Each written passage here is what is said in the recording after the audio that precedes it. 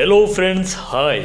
ಜೀವನದಲ್ಲಿ ಏನಾದರೂ ಸಾಧನೆಯನ್ನ ಮಾಡಬೇಕು ಅಂತ ಕನಸನ್ನ ಕಾಣುತ್ತಿರುವ ಪ್ರತಿಯೊಬ್ಬ ಕನಸುಗಾರನಿಗೂ ನಮ್ಮ ಮಿಲಿಯನ್ ಡ್ರೀಮ್ಸ್ ಕನ್ನಡ ಚಾನೆಲ್ಗೆ ಸ್ವಾಗತ, ಸುಸ್ವಾಗತ. ಇವರು ಒಬ್ಬ ನಟ, ನಿರ್ಮಾಪಕ, ನಿರ್ದೇಶಕ, ಡ್ಯಾನ್ಸ್ ಕೊರಿಯೋಗ್ರಾಫರ್. ಭಾರತ ಚಿತ್ರರಂಗದ ತಾರೆಗಳ ಕೈಯಲ್ಲಿ ವಿಶಿಷ್ಟ, ವಿಭಿನ್ನ, ಅಮೋಘ ಡ್ಯಾನ್ಸ್ ಸ್ಟೆಪ್ಗಳನ್ನು ಹಾಕಿಸಿ ಇಂಡಿಯನ್ ಮೈಕಲ್ ಜಾಕ್ಸನ್ ಎಂದೇ ಫೇಮಸ್ ಆಗಿರುವ ಇವರು ಬೇರೆ ಯಾರು ಅಲ್ಲ, ನಿಮ್ಮೆಲ್ಲರ ಪ್ರೀತಿಯ ಡ್ಯಾನ್ಸ್ ಕಿಂಗ್ ಪ್ರಭುದೇವರವರು. ಇಂದು ಈ ಮಟ್ಟಕ್ಕೆ ಬೆಳೆದಿದ್ದಾರೆ ಅಂದ್ರೆ ಇದರ ಹಿಂದೆ ಅವರು ಅನುಭವಿಸಿದ ಹಲವಾರು ಕಹಿ ಘಟನೆಗಳಿದೆ. ಬ್ಯಾಕ್ಗ್ರೌಂಡ್ ಡ್ಯಾನ್ಸರ್ ಆಗಿದ್ದ ಇವರು ಇಂಡಿಯನ್ ಮೈಕಲ್ ಜಾಕ್ಸನ್ ಆಗಿದ್ದು ಹೇಗೆ ಎಂಬುದನ್ನ ಈ ವಿಡಿಯೋದಲ್ಲಿ ತಿಳಿಯೋಣ ಬನ್ನಿ. ಪ್ರಭುದೇವರವರು 3 ಏಪ್ರಿಲ್ 1973ರಲ್ಲಿ ಮೂಗೂರು ಸುಂದರ್ ಮತ್ತು ಮಹಾದೇವಮ್ಮ ದಂಪತಿಗಳ ಮಗನಾಗಿ ಮೈಸೂರಿನಲ್ಲಿ ಜನಿಸ್ತಾರೆ. ಇವರ ತಂದೆ ಸುಂದರಂ ಮಾಸ್ಟರ್ ಸಿನಿಮಾ ರಂಗದಲ್ಲಿ ಡ್ಯಾನ್ಸ್ ಕೊರಿಯೋಗ್ರಾಫರ್ ಆಗಿ 1500ಕ್ಕೂ ಹೆಚ್ಚು ಸಿನಿಮಾಗಳಲ್ಲಿ ಕೆಲಸ ಮಾಡಿದ್ದಾರೆ. ಪ್ರಭುದೇವರವರ ಸಹೋದರರಾದ ರಾಜು ಸುಂದರಂ ಮತ್ತು ನಾಗೇಂದ್ರ ಪ್ರಸಾದ್ ರವರು ಸಹ ಕೊರಿಯೋಗ್ರಾಫರ್ಗಳಾಗಿ ಕೆಲಸವನ್ನ ಮಾಡ್ತಾ ಇದ್ದಾರೆ. ತಮ್ಮ ತಂದೆ ಸುಂದರಂ ಮೇಷ್ಟ್ರನ್ನ ಸ್ಫೂರ್ತಿಯಾಗಿ ಮಾಡಿಕೊಂಡು ಶಾಲಾ ವಿದ್ಯಾಭ್ಯಾಸದ ದಿನಗಳಲ್ಲೇ ಧರ್ಮರಾಜ್ ಮತ್ತು ಲಕ್ಷ್ಮೀ ನಾರಾಯಣರ ಬಳಿ ಭರತನಾಟ್ಯ ಮತ್ತು ವೆಸ್ಟರ್ನ್ ಡ್ಯಾನ್ಸ್ ಅನ್ನ ಕಲಿಯುತ್ತಾರೆ. ಪ್ರಭುದೇವರವರು ಒಮ್ಮೆ ತಮ್ಮ ತಂದೆಯ ಜೊತೆ ಮೌನರಾಗಂ ಸಿನಿಮಾದ ಸಾಂಗ್ ಶೂಟಿಂಗ್ ಅನ್ನ ನೋಡಲು ಹೋಗಿರ್ತಾರೆ. ಆ ಶೂಟಿಂಗ್ ನಲ್ಲಿ ಡ್ಯಾನ್ಸ್ ಮಾಡಬೇಕಿದ್ದ ಒಬ್ಬ ಹುಡುಗ ಬಂದಿರೋದಿಲ್ಲ. ಆಗ ಡೈರೆಕ್ಟರ್ ಮುನಿರತ್ನಂ ರವರು ಪ್ರಭುದೇವರನ್ನ ನೋಡಿ ಪ್ರಭುದೇವರಿಂದ ಡ್ಯಾನ್ಸ್ ಅನ್ನ ಮಾಡಿಸೋಣ ಎಂದು ಸುಂದರ್ ಮಾಸ್ಟರ್ಗೆ ಹೇಳ್ತಾರೆ. ಆಗ ಪ್ರಭುದೇವರವರು ಒಬ್ಬ ಕೊಳಲು ನುಡಿಸುವ ಹುಡುಗನ ಪಾತ್ರದಲ್ಲಿ ಸಾಂಗ್ ನಲ್ಲಿ ಅಭಿನಯಿಸ್ತಾರೆ, ಅದು ಕೂಡ ಮೊದಲ ಬಾರಿಗೆ. ನಂತರ ಅಗ್ನಿ ಸಚ್ಚಾತಿರಾಮ್ ಸಿನಿಮಾದಲ್ಲಿ ಬ್ಯಾಕ್ಗ್ರೌಂಡ್ ಡ್ಯಾನ್ಸರ್ ಆಗಿ ಕೆಲಸವನ್ನ ಮಾಡ್ತಾರೆ. ಇದಾದ ಮೇಲೆ ಕಮಲ್ ಹಾಸನ್ ಅಭಿನಯದ ನೆಟ್ರಿ ವಿಜಯ್ ಎಂಬ ಸಿನಿಮಾದ ಮೂಲಕ ಕಮಲ್ ಹಾಸನ್ಗೆ ಡ್ಯಾನ್ಸ್ ಕೊರಿಯೋಗ್ರಾಫರ್ ಮಾಡುವ ಮೂಲಕ ತಮ್ಮ ಕೊರಿಯೋಗ್ರಾಫರ್ ಜರ್ನಿಯನ್ನು ಶುರು ಮಾಡ್ತಾರೆ ಪ್ರಭುದೇವ.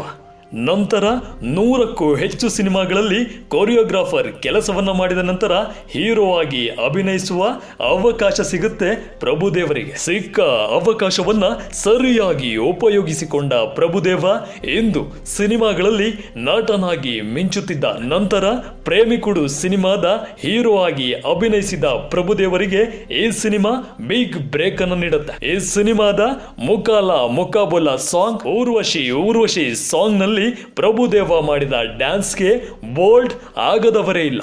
ನಂತರ ಅನೇಕ ಹಿಟ್ ಸಿನಿಮಾಗಳಲ್ಲಿ ಇವರು ನಟಿಸ್ತಾರೆ. ಇದಾದ ಮೇಲೆ H2O ಸಿನಿಮಾದ ಮೂಲಕ ಕನ್ನಡಕ್ಕೂ ಬರ್ತಾರೆ. ನಂತರ ಅಗ್ನಿವರ್ಷ ಸಿನಿಮಾದಲ್ಲಿ ಅಮಿತಾಬ್ ಬಚ್ಚನ್ ಜೊತೆ ನಟಿಸ್ತಾರೆ. ತೆಲುಗಿನ ಸ್ಟಾರ್ ಹೀರೋಗಳ ಸಿನಿಮಾಗಳಲ್ಲೂ ಕೂಡ ಮಿಂಚುತ್ತಾರೆ. ಹೀರೋ ಕೊರಿಯೋಗ್ರಾಫರ್ ಆದ ಮೇಲೆ ನಿರ್ದೇಶನಕ್ಕೂ ಮುಂದಾಗ್ತಾರೆ ಪ್ರಭುದೇವ. ಇವರ ನಿರ್ದೇಶನದ ನೋವಸ್ತುನಂಟೆ ನೇನೊದ್ದಂಟಾಣ ಸಿನಿಮಾ ಸೂಪ್, ನಂತರ ಶಂಕರ್ ದಾದಾ ಜಿಂದಾಬಾದ್ ಸಿನಿಮಾಗಳನ್ನ ನಿರ್ದೇಶನ ಮಾಡ್ತಾರೆ. ತೆಲುಗಿನ ಸೂಪರ್ ಹಿಟ್ ಪೋಕಿರಿ ಸಿನಿಮಾವನ್ನ ತಮಿಳು ಮತ್ತು ಹಿಂದಿಯಲ್ಲಿ ವಾಂಟೆಡ್ ಸಿನಿಮಾವನ್ನಾಗಿ ನಿರ್ದೇಶಿಸಿ ನಿರ್ದೇಶಕನಾಗಿ ಅಭಿಮಾನಿಗಳ ಮನವನ್ನ ಗೆಲ್ತಾರೆ. ಇದಾದ ಮೇಲೆ ಅನೇಕ ತಮಿಳು ಮತ್ತು ಹಿಂದಿ ಸಿನಿಮಾಗಳನ್ನ ನಿರ್ದೇಶನ ಮಾಡ್ತಾರೆ. ಡೈರೆಕ್ಟರ್ ಆಗಿ ಇವರು ಬ್ಯುಸಿಯಾದ ಬಳಿಕ ಡ್ಯಾನ್ಸ್ ಆಧಾರಿತ ಸ್ಟೈಲ್ ABCD 2 ಸಿನಿಮಾಗಳಲ್ಲಿ ಆಕ್ಟ್ ಮಾಡಿ ಮಿಂಚುತ್ತಾರೆ.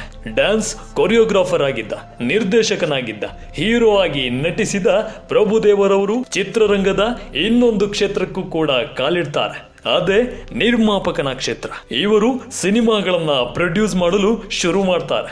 ದೇವಿ ಸಿನಿಮಾವನ್ನ ಪ್ರೊಡ್ಯೂಸ್ ಮಾಡಿ ಅದರಲ್ಲಿ ಆಕ್ಟ್ ಮಾಡ್ತಾರೆ. ನಂತರ ಬೋಗನ್ ಟೈಮ್ಸ್ ಸಿನಿಮಾಗಳನ್ನ ಪ್ರೊಡ್ಯೂಸ್ ಮಾಡ್ತಾರೆ. ಪ್ರಭುದೇವರವರು ಇಲ್ಲಿಯವರೆಗೆ ಒಟ್ಟಾರೆ 15 ಸಿನಿಮಾಗಳನ್ನ ನಿರ್ದೇಶನ ಮಾಡಿದ್ದಾರೆ.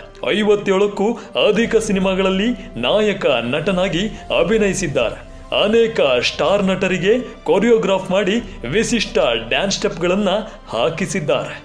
ಪ್ರಭುದೇವರವರು ಸಿನಿಮಾ ರಂಗದಲ್ಲಿ ಸಲ್ಲಿಸಿದ ಸೇವೆಗಾಗಿ ಇವರಿಗೆ ಪದ್ಮಶ್ರೀ ಪ್ರಶಸ್ತಿ, national film award, film fair ಪ್ರಶಸ್ತಿ, ನಂದಿ ಪ್ರಶಸ್ತಿ, ವಿಜಯ್ ಅವಾರ್ಡ್ ಮುಂತಾದ ಪ್ರತಿಷ್ಠಿತ ಪ್ರಶಸ್ತಿಗಳನ್ನು ನೀಡಿ ಇವರನ್ನ ಗೌರವಿಸಲಾಗಿದೆ. ಪ್ರತಿಭೆ ಮತ್ತು ಪರಿಶ್ರಮ ಇದ್ದರೆ ಒಬ್ಬ ವ್ಯಕ್ತಿ ಏನನ್ನಾದರೂ ಸಾಧಿಸಬಹುದು ಎಂಬುದಕ್ಕೆ ಪ್ರಭುದೇವರವರು ಒಂದು ಉತ್ತಮ ಉದಾಹರಣೆಯಾಗಿದ್ದಾರೆ. ಪ್ರಭುದೇವರವರು ನಡೆದು ಬಂದ ಹಾದಿ ನಿಮ್ಮೆಲ್ಲರಿಗೂ ಸ್ಫೂರ್ತಿಯ ಸೆಲೆಯಾಗಿದೆ. ಪ್ರಭುದೇವರವರ ಜೀವನದ ಬಗ್ಗೆ ಈ ವಿಡಿಯೋದಲ್ಲಿ ನೋಡಿದ್ರಲ್ಲ ಸ್ನೇಹಿತರೆ. ಈ ವಿಡಿಯೋ ನಿಮಗೆ ಇಷ್ಟ ಆಗಿದ್ದಲ್ಲಿ ತಪ್ಪದೆ ಈ ವಿಡಿಯೋಗೆ ಒಂದು ಲೈಕ್ ಕೊಡಿ. ನೀವು ಕೂಡ ಪ್ರಭುದೇವರವರ ಅಭಿಮಾನಿಯಾಗಿದ್ದರೆ ತಪ್ಪದೆ ನಮ್ಮ ಕಮೆಂಟ್ ಬಾಕ್ಸ್ನಲ್ಲಿ ಕಮೆಂಟ್ ಮಾಡಿ. ಇದೇ ರೀತಿಯ ಹೆಚ್ಚಿನ ಸ್ಫೂರ್ತಿದಾಯಕ ವಿಡಿಯೋಗಳಿಗಾಗಿ ನಮ್ಮ ಮಿಲಿಯನ್ ಡ್ರೀಮ್ಸ್ ಕನ್ನಡ ಚಾನಲ್ ಅನ್ನ ಸಬ್ಸ್ಕ್ರೈಬ್ ಮಾಡಿಕೊಳ್ಳಿ. ಪಕ್ಕದಲ್ಲೇ ಇರುವ ಬೆಲ್ ಐಕನ್ ಅನ್ನು ಕೂಡ ಕ್ಲಿಕ್ ಮಾಡಿ. ಜೀವನದಲ್ಲಿ ಏನಾದರೂ ಸಾಧನೆಯನ್ನ ಮಾಡಬೇಕು ಅಂತ ಕನಸನ್ನ ಕಾಣುತ್ತಿರುವ ಪ್ರತಿಯೊಬ್ಬ ಕನಸುಗಾರನಿಗೂ ಈ ವಿಡಿಯೋ ಸ್ಫೂರ್ತಿಯಾಗಲಿ ಎನ್ನುವುದೇ ನಮ್ಮ ಆಶಯ.